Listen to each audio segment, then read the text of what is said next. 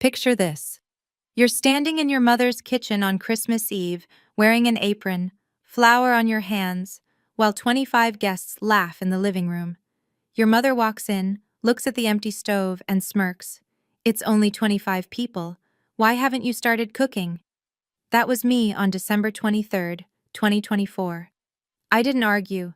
I didn't cry. I didn't tell her that I run a $4 million company she knows nothing about. Instead, I smiled, untied my apron, and booked a one-way ticket to Miami, leaving behind an empty kitchen and a Christmas dinner that would never be cooked. I'm Lily Sefton, 37 years old, and this is how I finally stopped being my family's maid. If you're watching this, please subscribe and let me know where you are watching from. 15 years ago, on my first Christmas as an adult, Christmas 2009. I was 22, fresh out of college with a communications degree and no job prospects. The economy had just collapsed, and I was living in my childhood bedroom in Denver, sending out resumes that disappeared into the void. My parents' house smelled like pine needles and cinnamon that December evening. Mom had decorated every corner with garlands, candles, and those porcelain angels she collected. 15 guests were coming for Christmas dinner: aunts, uncles, cousins, and a few of Dad's business associates. "Lily, you're handling dinner," Mom announced while arranging flowers in the dining room. She didn't ask, she informed. I looked up from my laptop where I'd been drafting yet another cover letter. The whole dinner? For 15 people? Sarah has finals to study for, she can't be distracted. My sister was 18, a freshman at the University of Colorado. She was lounging on the couch, scrolling through her phone, definitely not studying. "I have job applications to finish," I said carefully. "There's a marketing position at—" "Job applications can wait." Mom's voice carried that familiar edge, the one that meant the conversation was over. "This is family. Family comes first." That was the first sign I was being treated differently. Sarah got exemptions, I got assignments. I spent the next 2 days in the kitchen. I roasted a 12-pound turkey, made mashed potatoes from scratch, prepared green bean casserole, cranberry sauce, dinner rolls, and 2 pies. I set the table, polished the silverware, and arranged the centerpiece. When guests arrived on Christmas Eve, I was still in the kitchen, wearing an apron stained with gravy. Dad stood in the living room with a glass of scotch, introducing Sarah to his business partner, Harold Thompson. "This is my youngest, Sarah. She's studying marketing at CU, going to take over the company someday." Harold shook Sarah's hand warmly. "Following in your father's footsteps. That's wonderful." I walked past them carrying a platter of appetizers. Dad glanced at me, then turned back to Harold without a word. That was the second sign. Sarah was introduced as the future.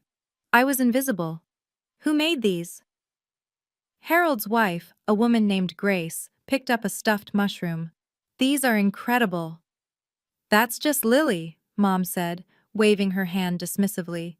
"She has time for cooking, no job yet." Grace gave me a sympathetic look, but I was already retreating to the kitchen. The pattern repeated every holiday after that. Thanksgiving, Christmas, Easter, my parents' anniversary dinners, birthdays. I was always in the kitchen or setting up or cleaning afterward. Sarah was always at the table, charming guests, being showcased. By 2012, I'd started my own event planning business. I called it Stellar Events.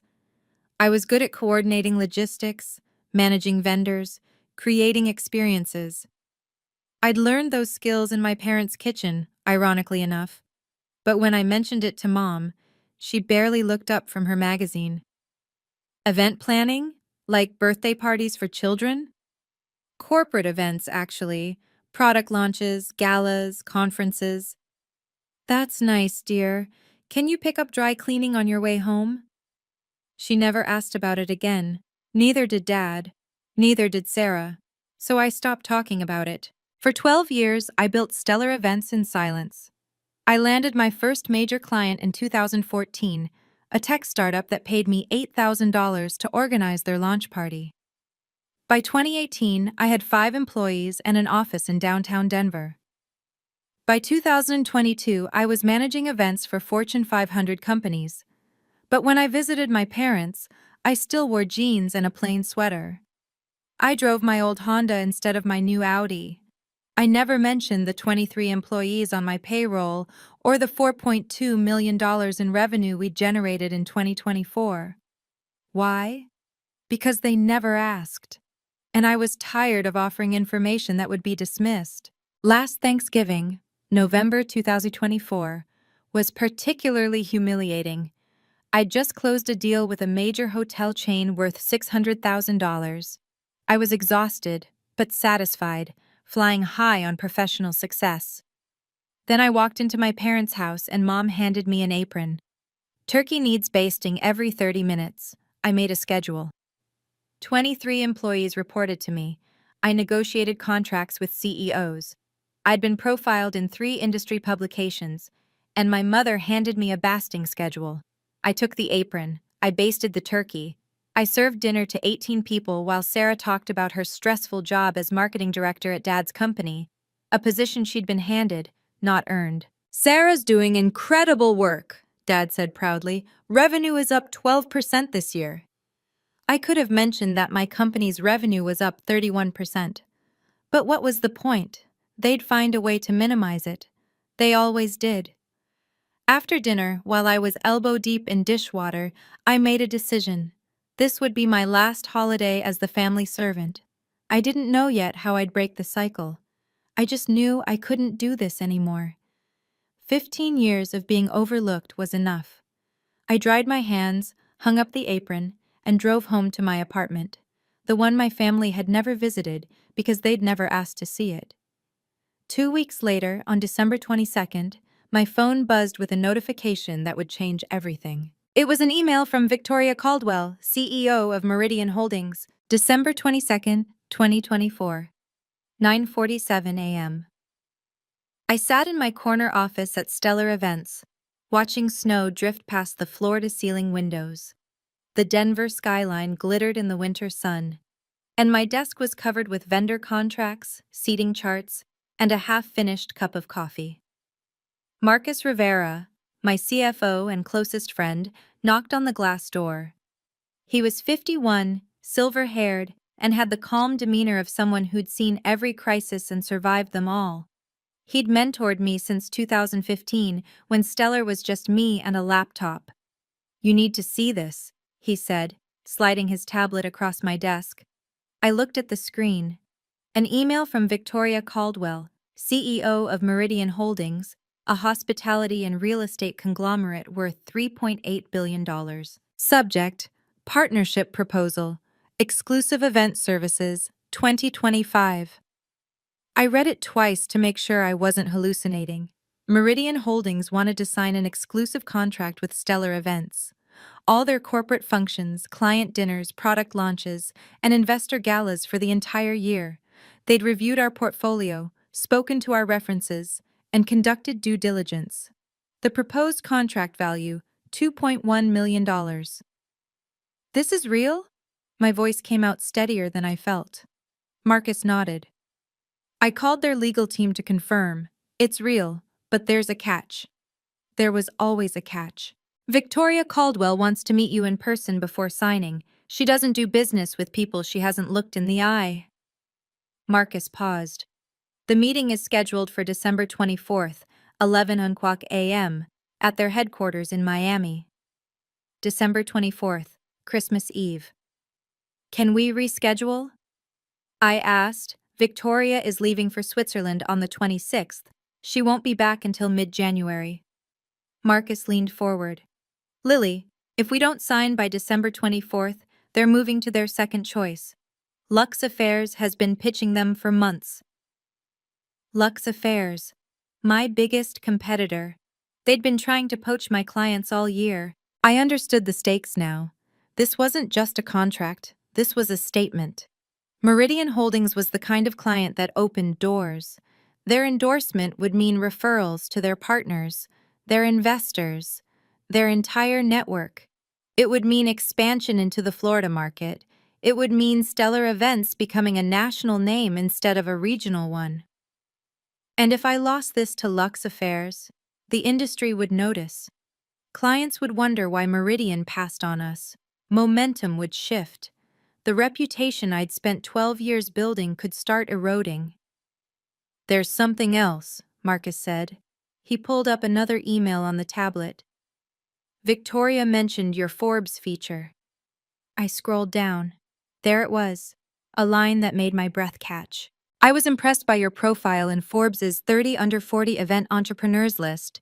Your approach to sustainable event design aligns with Meridian's values. I look forward to meeting the woman behind stellar events. The Forbes article had come out in October. I'd been interviewed for 2 hours, photographed in my office, quoted extensively about innovation in the event industry. The piece called me a quiet force reshaping corporate gatherings. I'd never shown it to my family. What would be the point? Mom would find something to criticize. Dad would compare my revenue to his. Sarah would roll her eyes. But Victoria Caldwell had read it. Victoria Caldwell was impressed. Book my flight, I said. Marcus was already typing. Done. You leave tomorrow night, December 23rd, 8:45 p.m. Arriving Miami 1:30 a.m. Hotel reservation at the Fontainebleau. Meeting at 11 a.m. sharp. I nodded, feeling the familiar mix of excitement and anxiety that came before every big deal. But this time, something else churned beneath the surface. My phone buzzed. A text from Mom. Call me. Important. I stared at those 3 words. In my experience, important from my mother meant one of 2 things. Someone was sick, or she needed something from me. Given that I hadn't heard about any illness, option 2 seemed likely. I should have ignored it. I should have focused on the biggest opportunity of my career. But 15 years of conditioning doesn't disappear overnight. The daughter in me, the one who still craved approval, who still hoped that this time would be different, that daughter picked up the phone. I pressed call. Mom answered on the first ring. Finally, she said. I've been trying to reach you all morning. It was 10:15 a.m. She'd sent one text. What's going on? I asked, keeping my voice neutral. Christmas plans have changed. Sarah's friends are joining us this year, 25 people total. 25 people. A number that would have excited me professionally, a number that terrified me personally. That's a lot, I said carefully. Which is why I need you here early tomorrow. Cooking, decorating, the works. Sarah's too busy with work. And there it was. I gripped my phone tighter. Through the glass wall of my office, I could see Marcus watching me with concern. Mom, I can't. I have a business trip. A business trip? On Christmas? It's important. I'm flying to Miami tomorrow night. She laughed. Actually laughed. Miami? For what? Some little party you're organizing? Some little party. $2.1 million. The biggest contract of my career. It's a significant client meeting. Lily, please. We both know your freelance work can wait. This is family. There it was again. Family. The word she weaponized whenever she wanted something. I can't cancel this trip. Can't or won't? My jaw tightened. Both. Silence on the line. I heard her sharp intake of breath, the precursor to the guilt trip I knew was coming. Do you know how hard I've worked to make this Christmas special? Sarah has been under so much pressure at work. She needs this celebration, and her friends are very important people, colleagues, potential clients for your father's business. This isn't just a dinner party. This is networking. Networking. For Sarah. For Dad's business. Never for me. Mom, I understand, but you're being selfish. Her voice turned cold. You always have been. Sarah gives and gives to this family, and you can't even cook one meal? I closed my eyes. 15 years of these conversations. 15 years of being told I was selfish for having boundaries, selfish for having a life, selfish for existing outside their narrow expectations. My answer is no. What did you just say? I said no. I won't be there tomorrow. I won't be cooking dinner for 25 people. I have a meeting that cannot be rescheduled. Mom's voice dropped to a hiss. What meeting could possibly be more important than your family? A contract worth over $2 million. The line went silent. For a moment, just a moment, I thought maybe she'd heard me. Maybe she'd finally understand. Then she laughed again. Dismissive. Cruel. $2 million? Lily, honestly, where do you come up with these fantasies? You plan little corporate parties. You're not some big business mogul. Something cracked inside me. Not broke. Cracked. A fissure that had been forming for 15 years finally split open. You don't know anything about what I do. I know enough. I know you're 37, unmarried, with no real career. I know you've wasted years on this hobby while your sister built an actual future. And I know that when family needs you, you're never there. Each word landed like a slap, calculated, precise, designed to wound. Marcus stood up from his desk, watching me through the glass. He'd heard enough of these calls over the years to recognize the pattern. I'm going to Miami, I said quietly. You can figure out the dinner without me. If you walk out on this family, don't bother coming back. I should have felt devastated. Instead, I felt something unexpected. Relief. Goodbye, Mom. I hung up. For a long moment, I just sat there, phone in hand, staring at the Denver skyline. My heart was racing, but my mind was strangely calm. Marcus appeared in my doorway. You okay? She wanted me to cancel Miami, to cook dinner for 25 people on Christmas Eve. He shook his head slowly. And when you said no? She told me not to bother coming back. Marcus walked over and sat in the chair across from my desk. He'd been with me since the early days, when Stellar was a dream and a spreadsheet. He'd watched me build something real while my family dismissed it as a hobby. Lily, I've known you for 9 years. I've seen you negotiate million-dollar contracts. I've seen you manage crises that would break most people. You are one of the most capable executives I've ever worked with. He paused. But when it comes to your family, you become someone else, someone smaller. I looked away. He wasn't wrong. This is the moment, he said. You can keep shrinking yourself to fit into their expectations, or you can choose your own path, but you can't do both. My phone buzzed. A text from Sarah. Mom's crying. Thanks a lot. You really couldn't put family first for one day? So selfish. I typed back. I have work commitments. Her response came instantly. Work? What work? You plan birthday parties, get over yourself. I could have replied. I could have explained. I could have defended myself. Instead, I deleted the text thread. Book the flight, I told Marcus. I'm going to Miami. He nodded, already heading for the door. Then he paused. Lily? You're making the right call, for what it's worth. It was worth a lot. That night, I went home to my apartment, the 2-bedroom loft in Low-High that cost $3,000 a month, with exposed brick walls and a view of the mountains. The apartment my family had never seen because they'd never asked. I packed a carry-on, professional clothes for the meeting, comfortable clothes for the plane, my laptop, contracts, presentation materials. And one more thing, the October issue of Forbes with my face on page 47. I didn't know why I packed it. Maybe as proof, maybe as armor, maybe just to remind myself that I wasn't crazy, that I had built something real. At 8:45 p.m. on December 23rd, my plane lifted off from Denver International Airport, climbing through snow clouds toward Miami. Below me, my family was probably sitting in the living room, furious at my absence. Let them be furious, I had a contract to sign. The flight from Denver to Miami takes about 4 hours. I spent most of it reviewing the Meridian contract, making notes in the margins, preparing for every possible question Victoria Caldwell might ask. But around midnight, somewhere over Texas, I pulled out the Forbes magazine. The cover featured a tech CEO I didn't recognize. But on page 47, there I was. A full-page photo of me standing in my office, arms crossed, the Denver skyline behind me.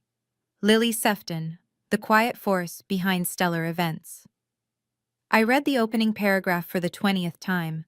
In an industry dominated by loud personalities and flashy self-promotion, Lily Sefton has built a $4 million event empire through meticulous attention to detail and an almost preternatural ability to anticipate client needs. I don't believe in showing off, Sefton says from her corner office in downtown Denver. I believe in showing up. The article detailed our growth trajectory, our client retention rate of 93%, our expansion into sustainable event practices. It quoted 3 CEOs who called me indispensable and the best in the business. And my family had no idea it existed. I'd considered showing them for about 5 minutes. Then I imagined Mom's response, probably something about how the photo made me look tired, or how I should have worn more makeup, or how Sarah's friend had also been in a magazine once, and it wasn't that big a deal. So I kept it to myself. I tucked the magazine back into my bag as the plane began its descent. The lights of Miami sprawled below like scattered diamonds, and I felt that familiar pre-meeting adrenaline kick in. My phone buzzed as we taxied to the gate. A new email from Victoria Caldwell, sent at 11:47 p.m. Subject: Contract Namjar MH 2024-1223, Final Signing. Dear Ms. Sefton, just confirming our meeting tomorrow at 11 a.m. Please bring 2 forms of identification for notarization. Our legal team will have the final contract ready for signatures. I've attached our standard NDA and preliminary terms. If you have any questions, my assistant can be reached at the number below. I look forward to meeting the woman behind stellar events. Best regards, Victoria Caldwell, CEO, Meridian Holdings. I saved the email. Then I took a screenshot and saved that too. Proof. Documentation. The habits of someone who'd learned that words mean nothing without evidence. The Fontainebleau was everything I expected. Art Deco elegance, ocean views, a lobby that whispered money. I checked in at 2 a.m., collapsed into a king-sized bed and slept for 6 hours. When I woke on December 24th, I had 11 new text messages, 4 from Mom, 3 from Sarah, 2 from Dad, 2 from unknown numbers that were probably relatives I didn't want to talk to. I didn't read any of them. Instead, I showered, dressed in my best charcoal suit, and reviewed my notes one more time. At 10:30 a.m., I took an Uber to Meridian Holdings headquarters, a glass tower in Brickell that reflected the December sun like a beacon. The receptionist checked my ID and handed me a visitor badge. Ms. Caldwell is expecting you, 40th floor. The elevator ride felt endless. My heart beat against my ribs. This was it, the meeting that could change everything. But as the elevator climbed, my phone buzzed again. This time, a call from Sarah. I declined it. Another buzz, a voicemail. Against my better judgment, I listened. Lily, it's Sarah. Mom is having a meltdown. None of the caterers will come on Christmas Eve. Surprise, surprise. Dad's calling in favors, but no one can help. Victoria Caldwell is supposed to be at our dinner tonight, and we have nothing to serve. This is your fault. If you had just... I stopped the voicemail. Replayed one sentence. Victoria Caldwell is supposed to be at our dinner tonight. I stared at my phone as the elevator dinged. Victoria Caldwell, CEO of Meridian Holdings, the woman I was about to meet, was going to my parents' house for Christmas dinner. How was that possible? The elevator doors opened onto a marble foyer. A woman in a navy dress approached with a professional smile. Ms. Sefton, Ms. Caldwell is ready for you, right this way. I followed her down a corridor lined with awards and photographs. My mind was spinning. Victoria Caldwell knew my parents, or at least she'd been invited to their dinner, which meant she knew Sarah, or Dad. Someone had connected them, probably through business circles. Denver wasn't that big in certain industries. Did Victoria know I was Richard Sefton's daughter? Did she know that the family she was visiting tonight was the same family I just walked away from? The assistant opened a door to a corner conference room. Floor-to-ceiling windows offered a panoramic view of Biscayne Bay. A long table dominated the space, legal documents spread across its surface. And at the head of the table stood Victoria Caldwell. She was in her early 50s, silver-haired, with the sharp eyes of someone who'd built an empire from nothing. She wore a cream blazer and pearl earrings. Her handshake was firm. "Ms. Sefton, it's a pleasure to finally meet you." "The pleasure is mine, Ms. Caldwell." She gestured to a chair. "Shall we get started? I have a flight to Denver this afternoon." Denver. My stomach tightened. I sat down, opened my folder, and prepared to sign the most important contract of my career. While trying not to think about what would happen when Victoria Caldwell arrived at my parents' house tonight, before I tell you what happened next, I want to pause and ask you something. Have you ever been overlooked by your own family? Have they ever dismissed your success, ignored your achievements, made you feel invisible? If yes, type 1 in the comments. If you've ever stood up for yourself and set boundaries, type 2. And please, if you want to see what happened when Victoria Caldwell walked into my parents' house, hit that like button and subscribe. Now, back to the story. The contract signing took 45 minutes.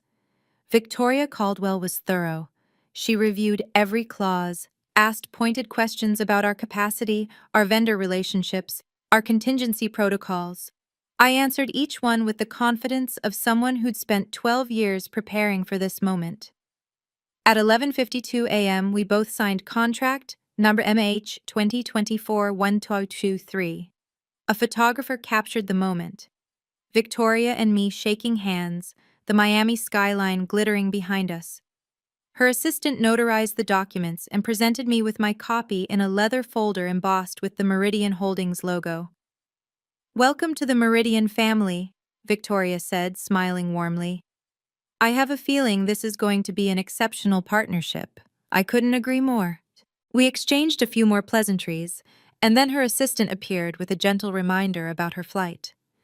"I'm spending Christmas Eve with some business associates in Denver," Victoria mentioned as she gathered her things. "The Seftons, do you know them? Richard runs a construction supply company. His daughter Sarah is quite impressive." My throat tightened. "I've heard of them. Richard is a potential investor for a project we're developing. His wife invited me to their Christmas dinner." She laughed lightly. "Normally I'd decline, but I'm curious about their operation. And I'm told the food is spectacular." The food. The food I was supposed to have cooked. I managed to keep my expression neutral. "I hope you enjoy yourself." Victoria paused at the door, studying me with those sharp eyes. "You know, there's something familiar about you, Ms. Sefton. The name, perhaps. Any relation to the Denver Seftons?" This was the moment. I could have told her.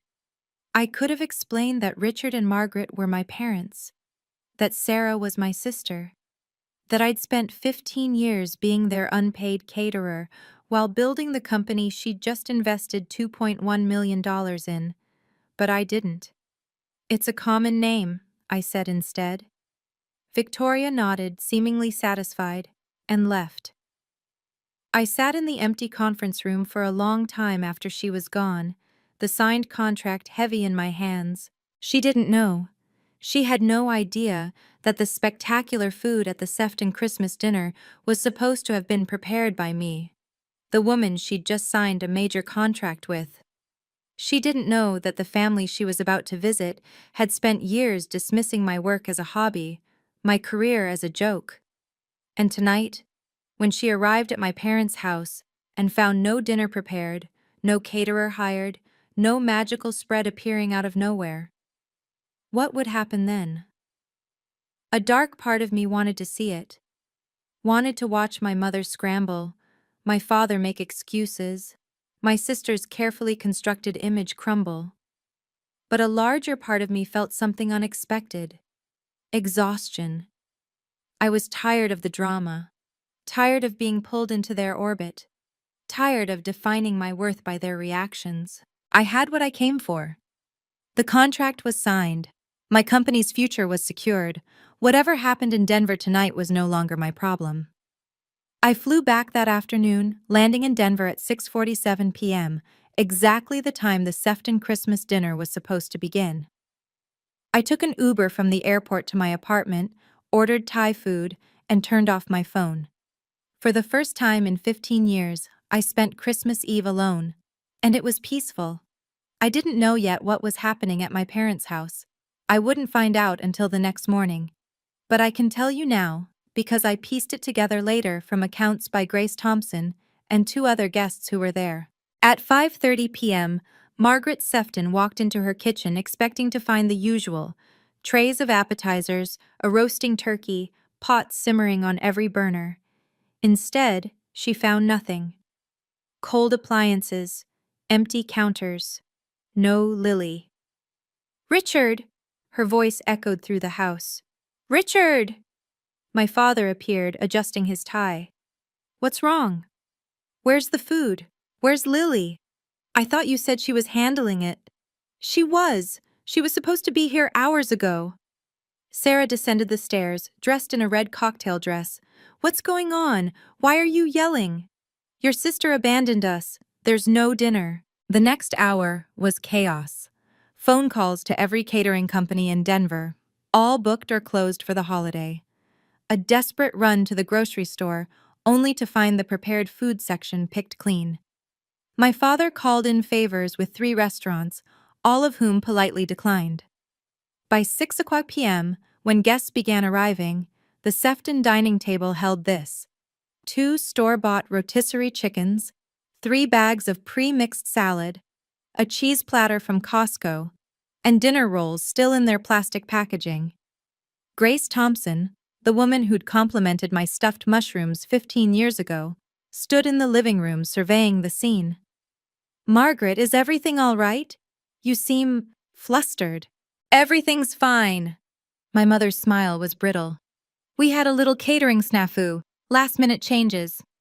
25 guests mingled awkwardly. The house was beautiful, decorated to perfection, but the food told a different story. This wasn't the elegant dinner party my mother had promised. This was a disaster barely concealed by Christmas lights. At 7:15 p.m., Victoria Caldwell arrived. She swept into the living room with the confidence of someone accustomed to commanding attention. Her pearl earrings caught the light as she shook hands with Richard, complimented Margaret's decorations, exchanged pleasantries with Sarah. "Thank you so much for having me," Victoria said warmly. "I've heard wonderful things about your Christmas dinners." Margaret's smile tightened. "Yes, well, this year is a bit different. We had some unexpected challenges." Victoria glanced toward the dining room, where the rotisserie chickens sat in their sad splendor. Her expression remained politely neutral, but I imagined she was silently revising her opinion of the Sefton family's competence. My father steered the conversation toward business. My mother poured wine liberally. My sister worked the room, trying to distract from the obvious. And then Grace Thompson said the words that would unravel everything. She was scrolling through her phone, LinkedIn probably, or maybe Instagram, when she stopped abruptly. "Oh my God," Grace said, loud enough for the group nearby to hear. "Richard, Margaret, come look at this." She held up her phone, showing a LinkedIn post that had been published just hours ago. A photo of Victoria Caldwell shaking hands with someone. A caption that read, "Thrilled to announce our partnership with @Stellar Events and the brilliant Lily Sefton. Looking forward to an incredible 2025. Hashtag Meridian Holdings, #event planning, #Forbes, under 40. Grace looked up at my parents, confusion evident on her face. "Wait, Lily Sefton? Isn't that your daughter?" The room went quiet. Not completely. There was still background chatter, Christmas music playing softly, the clink of glasses. But in the circle around Grace Thompson, silence fell like a curtain. My mother stared at the phone screen, her face draining of color. My father leaned in, squinting. "What is this? Some kind of mistake?" "That's Lily," Grace said, zooming in on the photo. "You're Lily, shaking hands with Victoria Caldwell, in what looks like a very fancy office." Victoria Caldwell herself stepped forward, peering at the post. Her expression shifted: recognition, then surprise, Then something I can only describe as delighted amusement. Lily Sefton, Victoria said slowly. Your daughter is Lily Sefton, the founder of Stellar Events?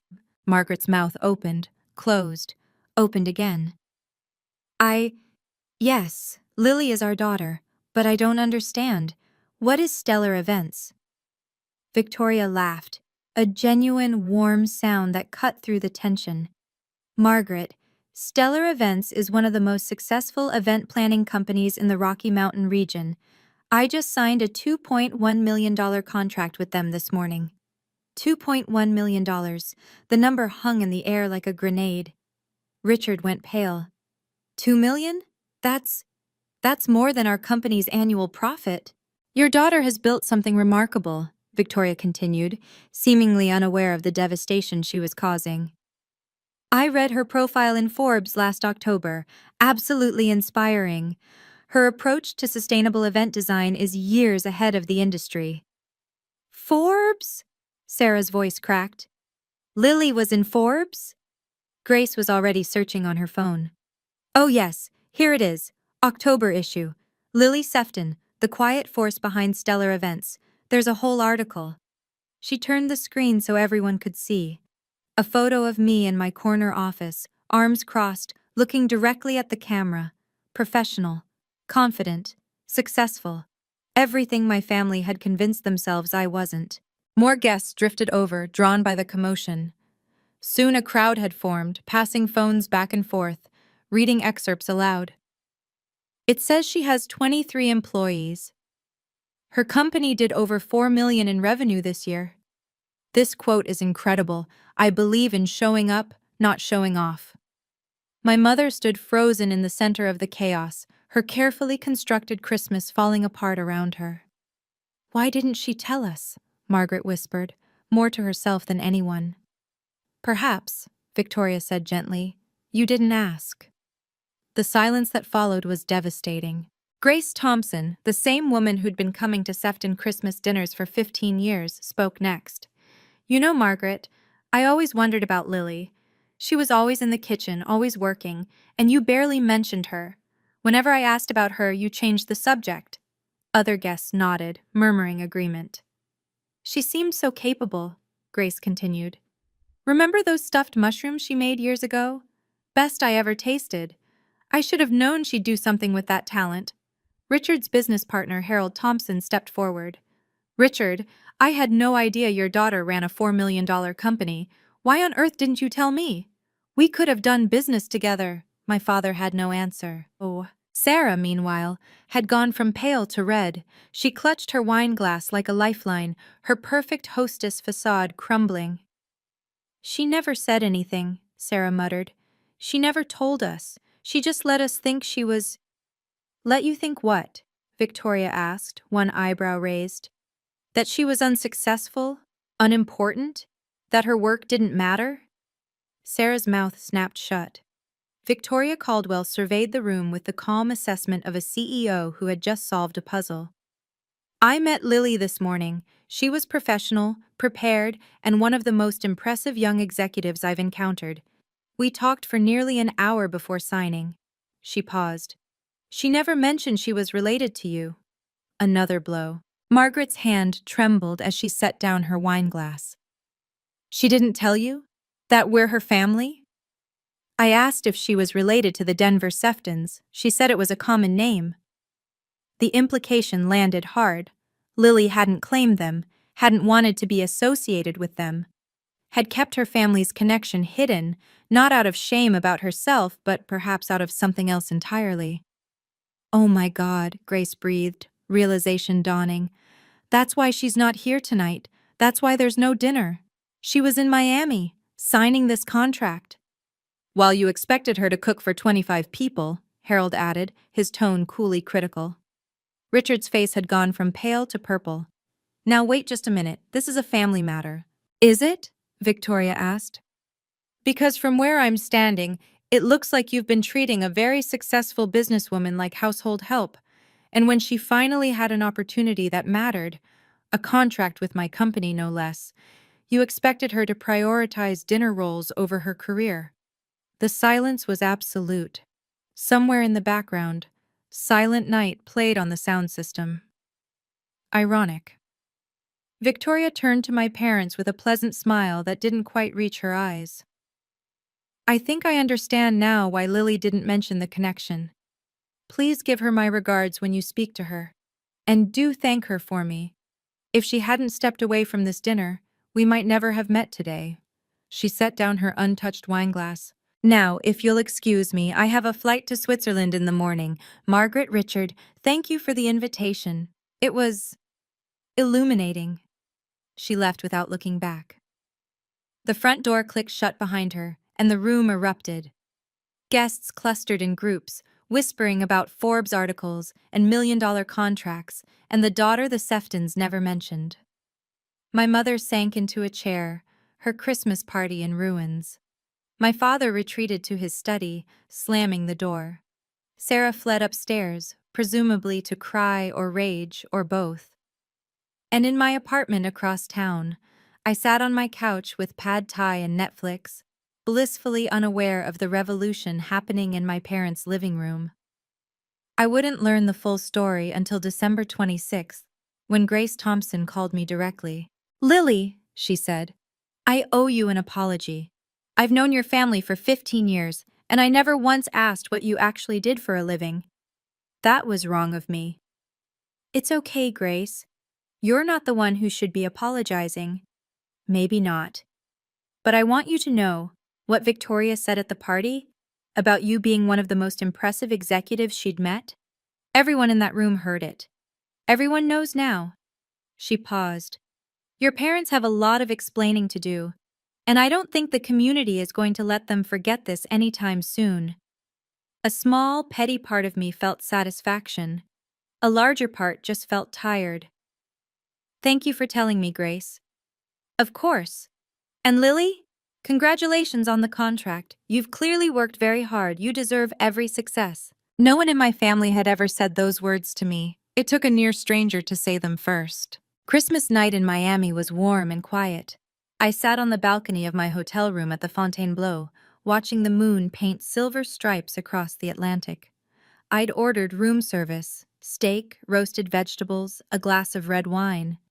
The contract folder lay on the table beside me, its weight somehow reassuring. My phone was turned off. It had been off since I landed.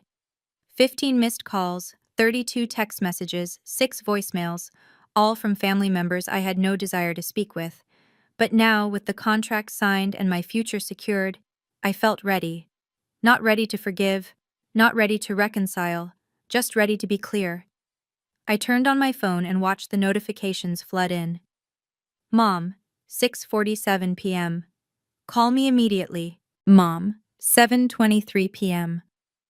Lily, this is serious. Victoria Caldwell knows about you." "Mom, 8:15 p.m. How could you humiliate us like this in front of everyone?" "Mom, 9:02 p.m. Please call. We need to talk." "Sarah, 7:45 p.m. Are you kidding me right now?"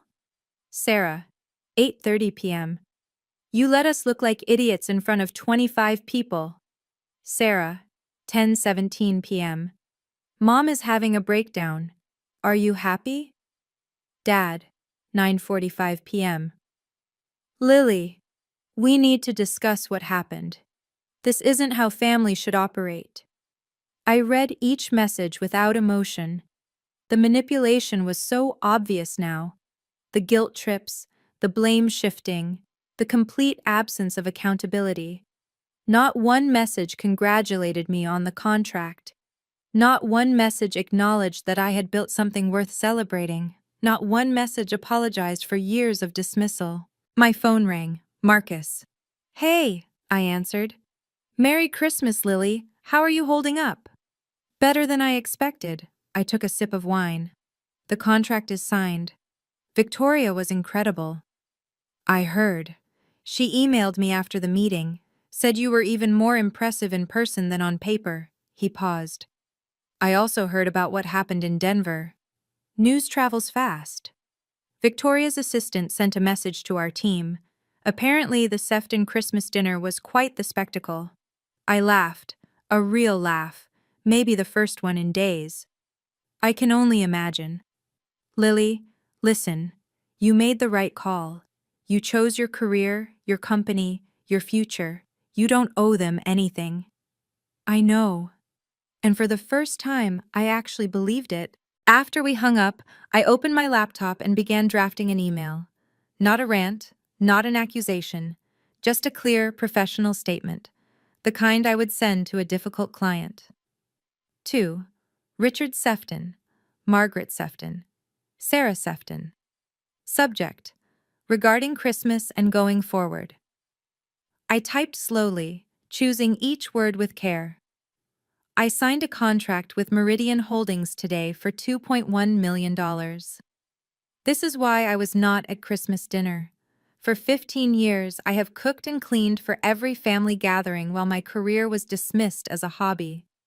When I told Mom I had an important meeting, she laughed. When I set a boundary, I was called selfish.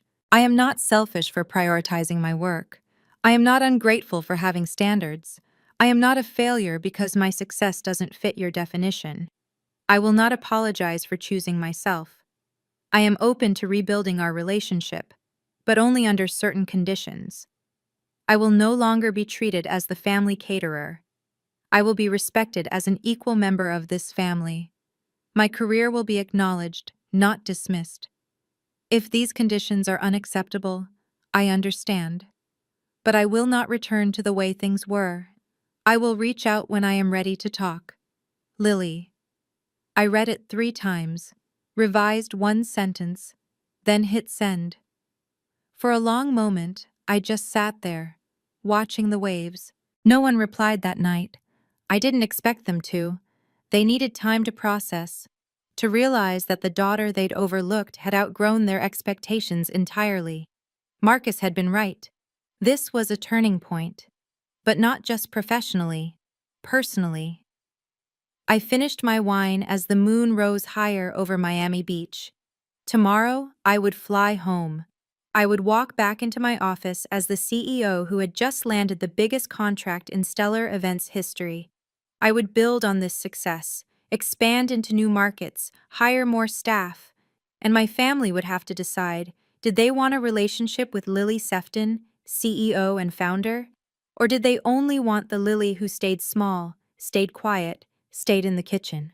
I already knew the answer I needed. The question was whether they were capable of giving it. I want to pause here for a moment.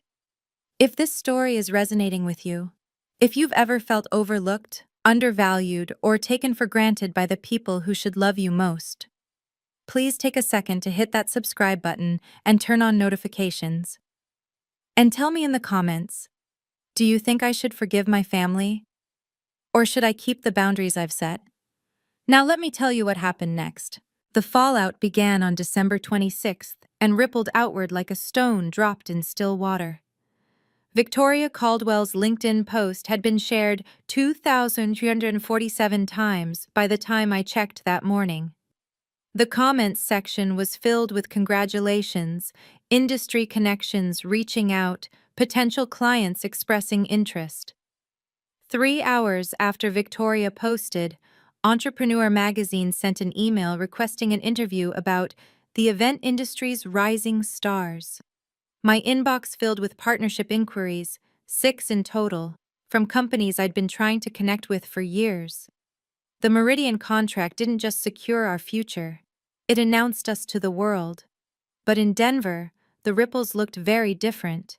Grace Thompson posted on Facebook that afternoon.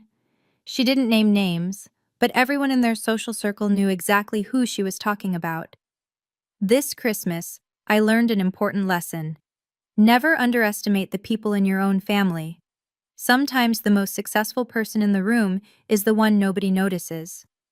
The post got 287 likes and 43 comments. Several people tagged my parents indirectly, asking pointed questions about family dynamics and supporting our children's dreams. Margaret's phone began ringing. Women from her charity committee, her book club, her garden society, all calling with thinly veiled curiosity about the Forbes situation. "I heard your daughter is quite the businesswoman," one said. "Why didn't you ever mention she was so successful?" asked another. My mother had spent years cultivating an image: devoted wife, supportive mother, pillar of the community. That image now had cracks. My father faced his own reckoning. Harold Thompson, Grace's husband and Richard's longtime business associate, called on December 27th. "Richard, I've been thinking about that expansion project we discussed. I'd like to bring in an event planning partner for the launch celebration." "Of course," my father said, likely sensing an opportunity. "Who did you have in mind?" "Lily's company, Stellar Events. I saw her Forbes profile. Very impressive." Silence. "I was hoping you could make an introduction," Harold continued. "I'll reach out to her directly, of course, but I thought family connections might help." My father, who had never once introduced me to a business contact, who had spent 15 years treating my career as invisible, was now being asked to facilitate an introduction. "I'll see what I can do," he said. But Harold didn't wait. He found my business email and sent a formal inquiry that afternoon. I responded within 2 hours with a proposal. Richard Sefton wasn't the gatekeeper anymore. Sarah's situation was more complex and more satisfying, if I'm being honest. She had spent months cultivating a relationship with Meridian Holdings, hoping to position Dad's company as a supplier for their Denver developments. She'd attended networking events, sent strategic emails, positioned herself as the family's business ambassador. None of it mattered now. On December 28th, Sarah reached out to Victoria Caldwell's office requesting a follow-up meeting about potential partnership opportunities. Victoria's assistant responded with a polite but firm message. "Ms. Caldwell's schedule is fully committed through Q1. For future inquiries, please direct your correspondence to our standard vendor application process." Translation: You're not a priority. Sarah had spent years riding the wave of parental favoritism, assuming that her position as the successful daughter was secure. Now, in the space of 72 hours, that identity had been shattered. I didn't feel joy at her pain, but I'd be lying if I said I felt sorry. As for me, the professional momentum was undeniable. By December 30th, I had confirmed 3 new client meetings for January, received 2 job offers from competing firms, both of which I declined, been contacted by a literary agent who thought my story of entrepreneurial perseverance could make a compelling memoir. Projected a 35% revenue increase for 2025 based on the Meridian contract alone. Marcus summarized it perfectly during our video call that morning. "Lily, you've been working toward this moment for 12 years. Every late night, every difficult client, every sacrifice. It led here. You deserve this." I believed him. Finally. But the most surprising development came from an unexpected source. On December 29th, a letter arrived at my apartment. Not an email, an actual handwritten letter, sent via overnight delivery. The return address was my parents' house. The handwriting was my father's. I almost didn't open it. What could he possibly say that would matter? But curiosity won. "Dear Lily, I've spent the last 4 days trying to understand how I missed what was right in front of me. You built a company, a real company, with employees and clients and revenue that exceeds my own. And I didn't know. Because I never asked. I told myself I was a good father. I told myself I supported both my daughters. But the truth is, I saw what I expected to see. I expected Sarah to succeed, so I looked for her successes. I expected you to struggle, so that's all I saw. I was wrong, deeply, terribly wrong. I don't expect forgiveness. I haven't earned it. But I want you to know that I see you now. I see what you've accomplished, and I am proud, belatedly, inadequately, but genuinely proud of the woman you've become. If you're willing, I would like the chance to learn about Stellar Events, to understand your work, to know my daughter. Whatever you decide, I will respect it. Your father, Richard." I read the letter 3 times, then I set it on my kitchen counter and made coffee. I wasn't ready to respond. Not yet. A letter didn't erase 15 years, words didn't undo actions, but it was at least a start. New Year's Eve, 2024, December 31st. I stood at my apartment window, watching fireworks explode over downtown Denver. The city glittered with celebration, the last minutes of a year that had changed everything. My phone sat on the counter, silent for once. I'd set new boundaries there too, muting group chats, declining calls I wasn't ready for, responding on my own timeline rather than theirs. The letter from my father still lay where I'd left it, next to my coffee maker. I'd read it a dozen times in the past 2 days. Each time, I felt something different: anger, sadness, hope, skepticism. Finally, at 11:47 p.m., I picked up my phone and called him. He answered on the first ring. "Lily?" "Hi, Dad." A long pause. I could hear my mother in the background asking who was calling. He didn't answer her. "Thank you for calling," he said finally. "I didn't expect. I wasn't sure you would." I almost didn't. I kept my voice steady, professional. "But I've been thinking about what comes next." "So have I." "Dad, I'm willing to try. To rebuild something, but not the way things were." "I understand." "I mean it. No more being the family caterer, no more dismissing my work, no more treating me like I'm invisible while Sarah gets the spotlight." I took a breath. "If I come to family events, I come as a guest, an equal, not as staff. That's fair, more than fair. And I need you to actually ask about my life, not just assume you know. Ask about my company, my clients, my goals. Be interested." Another pause. When he spoke again, his voice was rougher. "I should have been doing that all along." "Yes, you should have." The silence stretched between us, filled with 15 years of things left unsaid. But for the first time, it didn't feel hostile. Just tired. "Your mother," Dad said carefully, "is struggling with this. She's not ready to admit she was wrong. Not yet." "I know." I'd received no letter from Margaret, no voicemail, just a single, brittle text. "Happy New Year. Hope you're well." Performative politeness masking resentment. "Give her time," Dad said.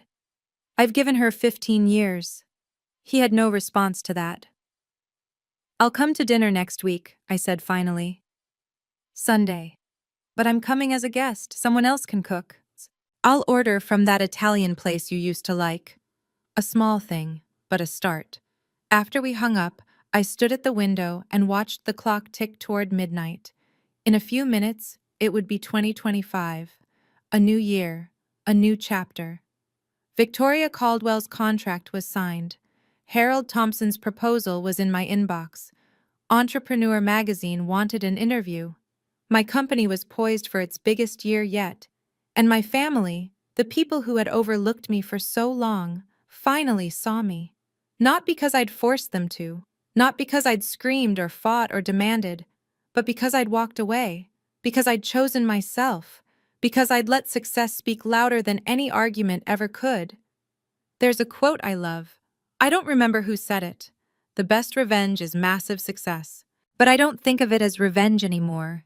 Revenge implies you're still focused on the people who hurt you, still measuring your worth by their standards, still trying to prove something to them. What I did wasn't revenge. It was self-respect. The fireworks reached their crescendo at midnight. My phone buzzed with a text from Marcus. "Happy New Year, boss. 2025 is going to be incredible." I typed back, "You're right, it already is." Then I opened a new document on my laptop and started planning. Not the next client event, not the next contract negotiation, my boundaries. Written out clearly, professionally, the way I would outline any business agreement. I will attend family gatherings as a guest, not a servant. I will not accept disrespect disguised as humor. I will not apologize for prioritizing my career. I will be treated as an equal, or I will not participate. I will respond to genuine attempts at connection and ignore manipulation. My time and energy are valuable. I will spend them accordingly. Simple rules, clear expectations, the kind of boundaries I should have set 15 years ago. But here's what I've learned. It's never too late. You're never too old, too far along, too entrenched to change the pattern. The moment you decide you deserve better is the moment everything shifts. My parents are not perfect. They may never fully understand what they did wrong or how much it cost me. Sarah may never apologize. But that's not my problem anymore. My problem is building the life I want, the career I've earned, the relationships I choose. And that's exactly what I'm going to do. So that's my story. A 15-year journey from being the family servant to signing a $2 million contract while my family scrambled without me. If you've ever felt overlooked, dismissed, or taken for granted, I want you to know that your success is waiting. It doesn't require their approval. It doesn't require their acknowledgement. It only requires you to bet on yourself. Thank you for watching. Thank you for staying with me through this story. If you've ever been overlooked by the people who should love you most, I want you to know you deserve respect. You deserve to be seen. Please subscribe to this channel and check the description for more stories about setting boundaries and finding your worth. And leave a comment telling me, have you ever had to choose yourself over family expectations? Until next time.